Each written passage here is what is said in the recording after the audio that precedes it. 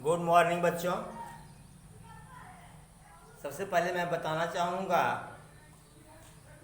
कि उत्तर प्रदेश सरकार ने यह आदेश दे दिया है कि 6 जुलाई से ऑनलाइन क्लास जारी किया जाए। फिलहाल हम लोग पहले से ही जारी किए हुए हैं। एडमिशन ओपन हो चुका है और 10 दिन 5 दिन के अंदर शायद बोर्ड से संख्या भी मांग ली जाए। तो ऐसे में जिसके पास जो संख्या होगी वही संख्या भेजेगा और जितनी संख्या जाएगी उतने का ही रजिस्ट्रेशन शुल्क जमा होगा। इसलिए आप लोगों को चाहे जहाँ भी प्रवेश लेना हो प्रवेश ले लें और कहीं इस भ्रम में रह जाएंगे कि लॉकडाउन चल रहा है, अभी हम घर बैठे रहें, लॉकडाउन खुलेगा तो हम प्रवेश लेंगे, तो कहीं ऐसा न हो जाए कि बिना प्रवेश के ही आप रह जाएं, 1 साल आपका बेकार हो जाए। इसलिए आप प्रवेश ले लें। मैं नहीं कह रहा हूँ कि मेरे विद्यालय में आप एडमिशन लीजिए, दुनिया के किसी भी विद्यालय में एडमिशन लीजिए, लेकिन एडमिशन ज़रूर ले लीजिए, ठीक है। अब बता दे रहा हूँ फीस माफ़ नहीं है। काहे की फीस नहीं माफ़ है? ये मुख्यमंत्री जी का आदेश है, फीस लीजिए, एडमिशन करिए, अध्यापकों को वेतन दीजिए। अपने गार्जियन को भी बताइएगा कि ऐसा भ्रम न पालें, एडमिशन कराएं।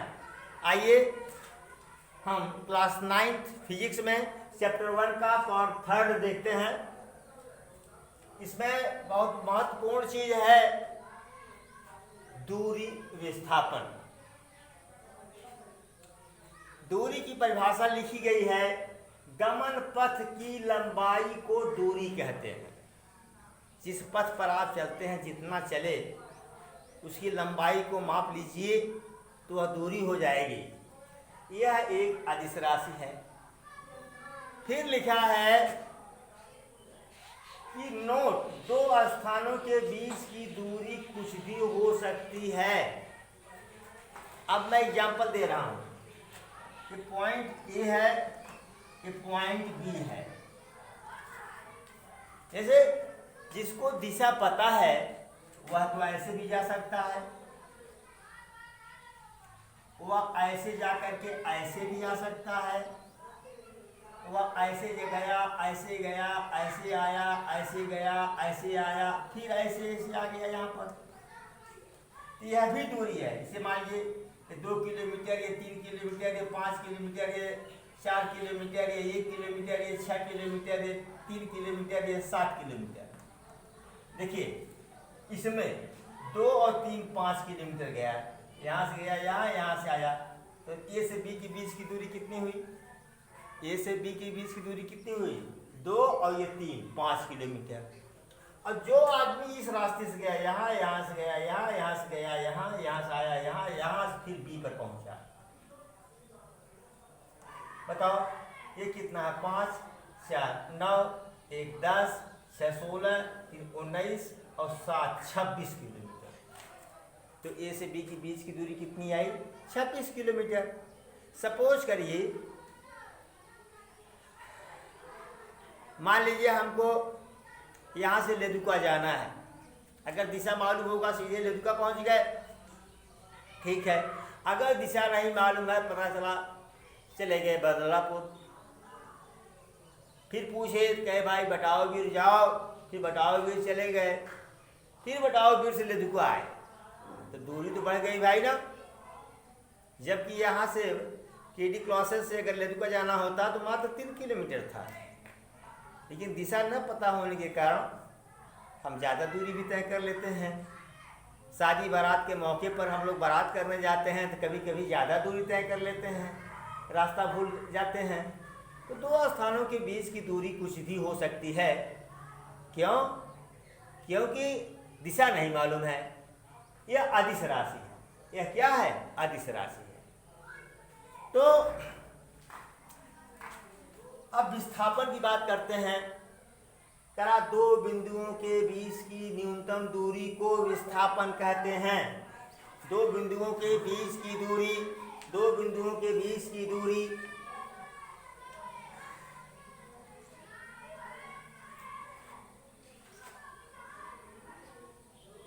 बीच का विस्थापन निश्चित होता है। यह एक सदिश राशि है, यह एक सदिश राशि है। जैसे यहाँ पर एग्जाम्पल लिए, अगर हम ए से बी तक गए, सीधा गए, मान लो इधर दक्षिण साइड है, सपोज करो लेफ्ट और दक्षिण है, तो अगर पता होता कि बी जो है ए से दक्षिण साइड में है तो सीधा जाते, पता चला ये 1 किलोमीटर है, तो विस्थापन कितना होगा? 1 किलोमीटर। फिर समझते हैं हम। अब देखिए ये पॉइंट ए है, ये पॉइंट बी है। चलिए, तो आप यहाँ गए, यहाँ गए, यहाँ आए, यहाँ आए, ध्यान दीजिएगा, 2 किलोमीटर, 7 किलोमीटर, ये मान लीजिए 3 किलोमीटर, ये 4 किलोमीटर, ध्यान दीजिए। तो दूरी कितनी हुई बताओ? गमन पथ की लंबाई 2 धन 7 धन 3 धन 4, 2 धन 7 धन 3 धन 4 बराबर कितना? 7 दूनी 9, 3 12 4, 16 किलोमीटर। कितना? 16 किलोमीटर। देखिए, अगर यहाँ की न्यूनतम दूरी ये देखिए, ये वाला, ये कितना है? सपोज करो कि 3 किलोमीटर। कितना? 3 किलोमीटर। तो न्यूनतम कितना है? 3 किलोमीटर, क्योंकि बी ए से दक्षिण दिशा में है। तो विस्थापन कितना हुआ? 3 किमी। और एक एग्जाम्पल समझिए यहां पर। जैसे आप पॉइंट ए से शुरू किए चलना, पॉइंट ए से चलना शुरू किए, यहां गए, फिर यहां आए, फिर यहां आए, फिर यहां चले गए। जहां से चले थे, जहां से चले थे वहीं पहुंच गए, तो यहां विस्थापन क्या होगा? ध्यान दीजिए, यही प्रारंभिक बिंदु था, यही अंतिम बिंदु है। तो प्रारंभिक बिंदु और अंतिम बिंदु के बीच की दूरी कितनी है? 0। तो विस्थापन कितना हुआ? 0। ठीक है। जैसे एक एग्जांपल और लेते हैं हम। एक वृत्ताकार पथ है, ये आप यहां से यात्रा करना शुरू किए, ऐसे आप चले आए, आप एक चक्कर पूरा आप लगा दिए यहाँ आकर के। यहाँ विस्थापन कितना हुआ? 0। विस्थापन बराबर 0।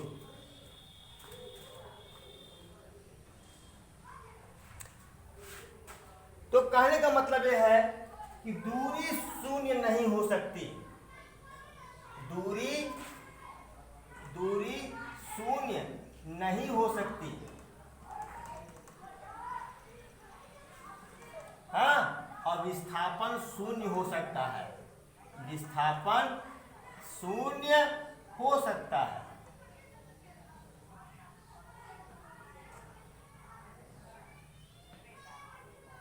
ठीक है।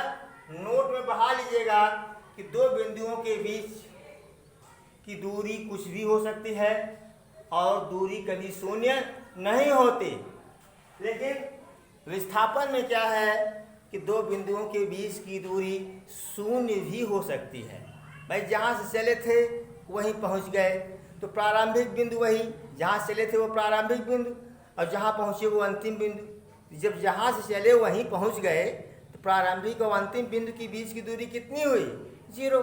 तो विस्थापन कितना हुआ? 0। तो दो बिंदुओं के बीच की दूरी 0 तो नहीं हो सकती, लेकिन विस्थापन 0 हो सकता है। चलिए आगे देखते हैं। अब देखते हैं बेटा चाल और वेग।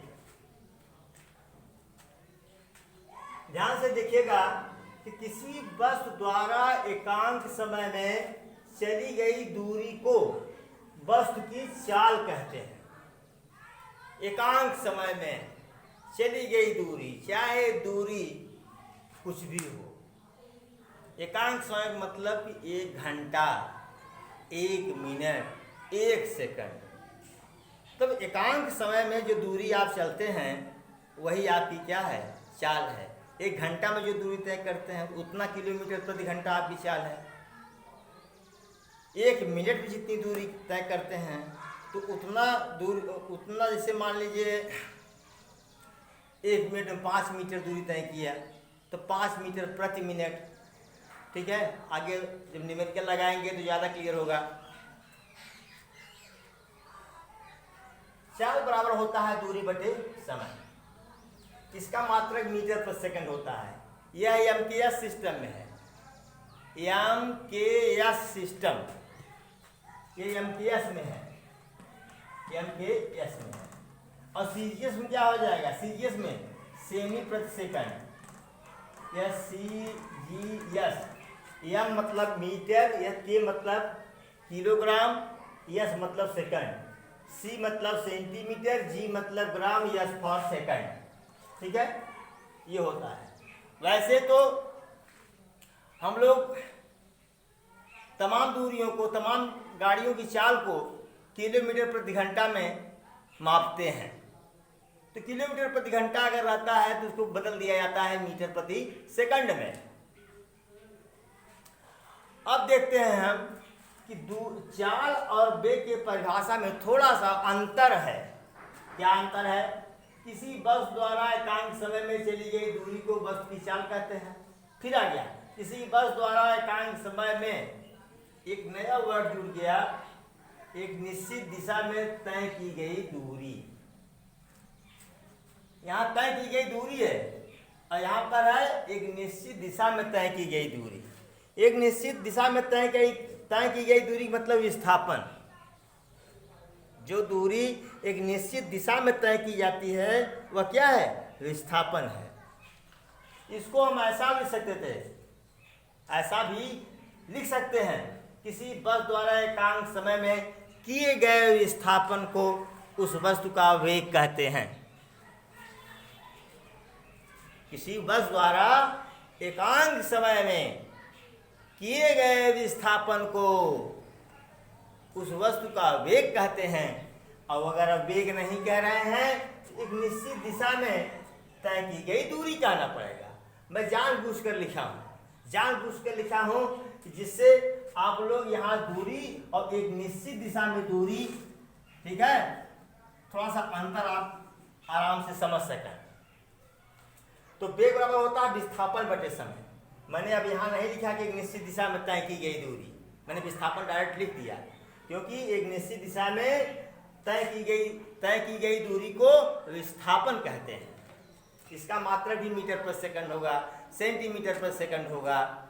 ठीक है, एक उदाहरण बताना चाहूँगा आपको कि आप चाल और वेग में जरा अंतर समझिए।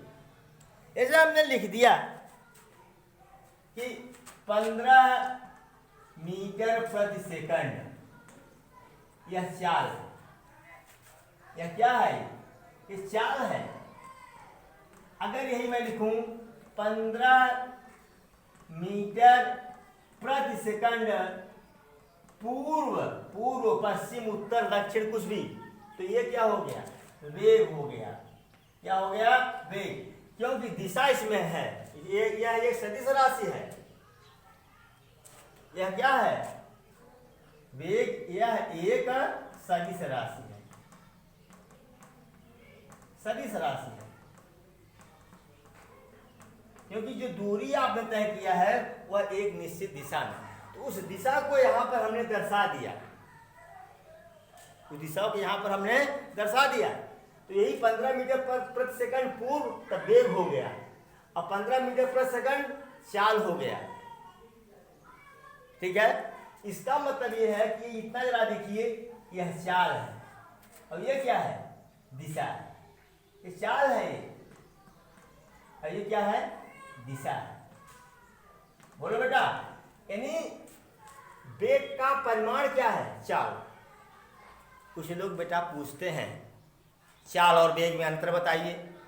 मेरा निवेदन है, सुन लीजिए, इस एग्जाम्पल को समझ लीजिए। कि वेग का परिमाण क्या है, चाल है। ये 15 मीटर पर सेकंड ही तो मैंने चाल लिखा है। ये क्या है, परिमाण है, मात्रा है। ये क्या है, दिशा है। तो अगर कोई आपसे पूछे कि चाल और वेग में क्या अंतर है, सिर्फ बेटा एक उत्तर देना, क्या, चाल वेग का परिमाण है। चाल वेग का परिमाण है। जैसे यहाँ पर दे देना कि 15 मीटर पर सेकंड चाल है और 15 मीटर प्रति सेकंड पूर्व पश्चिम दक्षिण यह वेग है, इसमें दिशा जुड़ा हुआ है। ठीक, जैसे मान लीजिए कोई चोर कहीं से कोई कारनामा करके भगा, किसी की बाइक चुरा के भगा, हमने थाने पे फोन लगाया, हाँ सर फला जगह से एक चोर बहुत तेजी से मेरी मोटरसाइकिल लेके भगा। दरोगा कहेगा, अरे नालायक बता किस दिशा में भागा। तेजी से मतलब आप यह भी कह दिए कि सर एक चोर मेरी बाइक को लेकर 70 किलोमीटर प्रति घंटा की चाल से भगा, बता दिया। लेकिन दरोगा क्या पूछेगा, अरे नालायक दिशा बताओ किस दिशा में भगा। तब आप कहेंगे 70 किलोमीटर प्रति घंटा की चाल से पूर्व दिशा में, उत्तर दिशा में, दक्षिण दिशा में। तब वह क्या हो गया, वेग हो गया। यानी जब चाल में वेग जोड़ दे, सारी दिशा जोड़ देते हैं तो वह वेग बन जाता है बेटा। अब हम अगले वीडियो में पढ़ेंगे त्वरण क्या है और उसके आगे गति के 3 समीकरण पढ़ेंगे। Thank you so much.